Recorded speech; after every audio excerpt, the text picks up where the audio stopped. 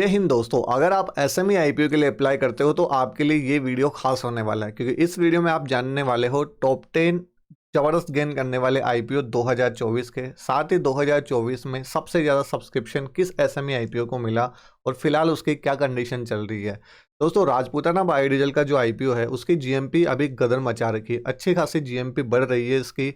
Market close होने के बाद भी हमने देखा, आईपीओ क्लोज होने के बाद में भी हमने देखा कि इसकी जीएमपी लगातार बढ़ रही है। और 3 नवंबर को जो है 3 दिसंबर को जो है इसकी लिस्टिंग होने वाली है। चलिए दोस्तों, वीडियो शुरू करते हैं। तो वीडियो में सबसे पहले हम जानेंगे होआक फूड इंडिया लिमिटेड। ये आईपीओ आया था, एसएमई आईपीओ, जिसने 2024 में सबसे ज़्यादा सब्सक्रिप्शन प्राप्त किया है, लगभग 2000 गुना। देखिए दोस्तों, अगर हम बात करें यहाँ पे स्पाइसेज और आटा चक्की है अपने पास में, ये जो आईपीओ लेके आई है, इसका जो प्राइस है वो 48 रुपये का प्राइस था। और जब ये लिस्ट हुआ तो ज़बरदस्त इसका रेस्पॉन्स देखने के लिए मिला। देखिए दोस्तों, सबसे पहले अगर इसके सब्सक्रिप्शन की बात की जाए तो क्वालिफाइड इंस्टीट्यूशनल बायर्स जो थे उन्होंने यहाँ पे कोई इंटरेस्ट नहीं लिया। रिटेल इन्वेस्टर्स आप देखें तो लगभग 2500 गुना सब्सक्रिप्शन। एनआईए का देखो लगभग 1250 गुना सब्सक्रिप्शन, और टोटल हमें 1834 गुना सब्सक्रिप्शन यहाँ पे देखने के लिए मिला। ये बात आप लोगों को क्लियर। अब अगर हम यहाँ पे बात करें दोस्तों इसकी लिस्टिंग के बारे में, तो इसका जो लिस्टिंग प्राइस था, देखिए 48 रुपये का शेयर था, 147 रुपये के ऊपर ही लिस्ट हुआ। लगभग 206 गुना का यहाँ पे गेन हमें देखने के लिए मिला। ये बात क्लियर। मई में जो है 24 मई को इसकी लिस्टिंग हो गई थी। अब देखिए टोटल मार्केट कैप है इसका 41.4 करोड़ का, और करंट प्राइस आप इसको देख लो 108 रुपये। लिस्ट कौन से प्राइस पे होता है? 206 रुपये पे। करंट प्राइस क्या चल रहा है? 108 रुपये। हालांकि जो हमारे पास में इशू प्राइस था उससे तो ज़्यादा ही है ना, मतलब प्रॉफिट में तो है। लेकिन आप ये ग्राफ देखो, लगातार ये ग्राफ आपके पास में आप देखो कि गिरता ही जा रहा है, गिरता ही जा रहा है। अब ये कहाँ तक गिरोगे, है ना। अब एसएमई आईपीओ का जो रिस्क होता है ना, वो वीडियो के एंड में आपको जानने के लिए मिलेगा। तो ये पॉइंट्स जो है ना आपके दिमाग में होने चाहिए अगर आप एसएमई आईपीओ के लिए अप्लाई करते हो। क्लियर। अब अगर हम यहाँ पे बात करें राजपूताना बायोडीजल के आईपीओ के बारे में, तो हमने यहाँ पे देखा ये जो आईपीओ है इसका अप्लाई करना स्टार्ट हुआ था 26 तारीख से, और इसका जो क्लोज हुआ था ये 28 तारीख को हुआ था।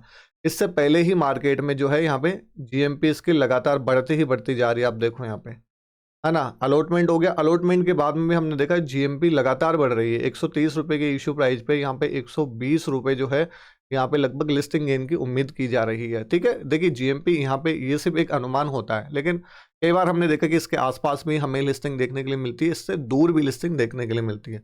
फिलहाल ग्रे मार्केट के अनुसार माने तो यहाँ पे ज़बरदस्त जो है लगभग पैसा ऑलमोस्ट दुगना होने की उम्मीद है।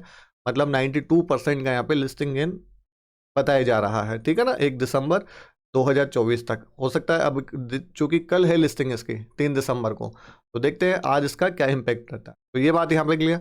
अब अगर हम यहाँ पे देखें, देखिए सब्सक्रिप्शन सबसे इंपॉर्टेंट बात क्या होती है? सब्सक्रिप्शन हमने वहाँ पे देखा था वो लगभग 2000 गुना का सब्सक्रिप्शन हुआ था, है ना। HOAC, है ना, उसका जो अपने पास में आईपीओ था आटा चक्की वाला। अब यहाँ पे देखो QIB, यहाँ पे QIB पोर्सन है 177 गुना, और यहाँ पे NIA पोर्सन है 1345 गुना। रिटेल है यहाँ पे 746 गुना, और टोटल है 718 गुना। तो बढ़िया सब्सक्रिप्शन यहाँ पे देखने के लिए मिला है। अलॉटमेंट डेट यहाँ पे 29 नवंबर थी, और लिस्टिंग डेट यहाँ पे 30 दिसंबर है इसके लिए। तो अगर आपने इस आईपीओ के लिए अप्लाई किया तो प्लीज़ कमेंट करके ज़रूर बताना। अब देखिए इसमें मेजर रीजन एक तो ये भी निकल के आ रहा था कि इसका एंकर इन्वेस्टर का हम देखते हैं ना, तो HDFC जैसा बैंक यहाँ पे एंकर इन्वेस्टर है ना। तो एंकर इन्वेस्टर में एक बड़ा नाम होना, ये भी एक बहुत बढ़िया जो है अट्रैक्टिव पॉइंट हमारे सामने इस आईपीओ के लिए देखने के लिए मिला है। अब दोस्तों हम बात करें यहाँ पे टॉप 10 एसएमई आईपीओ के बारे में, है ना। तो इस साल की जो है, सिर्फ इस साल के आईपीओ की बात कर रहे हैं हम यहाँ पे, तो ओवेस मेटल एंड मिनरल्स का आईपीओ आया था। इसका अगर लिस्टिंग प्राइस देखें तो लगभग 187% का इसने लिस्टिंग गेन दिया था 250 रुपये पे। ठीक है, 87 रुपीज़ का था, 250 पे इसकी लिस्टिंग हुई। करंट में देखिए बढ़िया परफॉर्म कर रहा है, लगभग 1172 रुपये के ऊपर चल रहा है। ठीक है, तो नंबर 1 की पोजीशन ये अपने पास में बनाए हुए हैं। वहीं अगर हम यहाँ पे देखें, ये देखिए ऑस्ट्रेलियन प्रीमियर सोलर का, ये 54 रुपये पे इसने हमने टोटल 140 रुपये पे लिस्टिंग हुई थी। मतलब इसने लगभग 160% का लिस्टिंग गेन दिया था, और फिलहाल 870 रुपये का यहाँ पे लिस्टिंग गेन जो टोटल मतलब प्रॉफिट चल रहा है 524 रुपये का यहाँ पे प्राइस चल रहा है। ठीक है, और अगर आप यहाँ पे देखोगे, एक खास बात मैं आपको यहाँ पे बताता हूँ। खास बात क्या, अपने पास में ये वाला आईपीओ देखो, तीर्थ वाला जो आईपीओ ना, इसकी लिस्टिंग हमें बहुत कम देखने के लिए मिली, कितना 12.61%। और लिस्ट अभी जो करंट में जो चल रहा है अपने पास में लगभग 495, 125 रुपये वाला शेयर 495 रुपये के ऊपर चल रहा है, 345% यहाँ पे प्रॉफिट। ऐसा क्यों होता है? आपने देखा कि ये तो प्रॉफिट की बात की है, लॉस वाले भी बहुत कंपनी है, लेकिन इस वीडियो में हम प्रॉफिट की बात करेंगे। तो अगर कंपनी के फंडामेंटल स्ट्रॉन्ग है, कंपनी का बिजनेस मॉडल अच्छा है, कंटिन्यू कंपनी उस सेक्टर में अच्छे से काम कर रही है, मैनेजमेंट उसका अच्छा है, तो वो प्रॉफिट हमें देके ही जाएगा, है ना। हमने देखा कि कम, जिसको लिस्टिंग गेन देखते हैं ना हम अक्सर कि 100% लिस्टिंग गेन किसका है ना, 30% लिस्टिंग गेन किसका है, यहाँ पे तो 12% लिस्टिंग गेन मिला था, लेकिन आज देखो मतलब उस स्टॉक का प्राइस। तो ये मतलब बहुत इंपॉर्टेंट बात आपके सामने होती है। बाकी सभी टॉप 10 आपके पास में है, आप देख सकते हो यहाँ पे करंट में जो इनका प्राइस किस तरीके से चल रहा है ना। अब बात आती है आईपीओ के रिस्क फैक्टर के बारे में। ये देखिए सबसे इंपॉर्टेंट पॉइंट है और ये आपके दिमाग में बहुत अच्छे से होना चाहिए।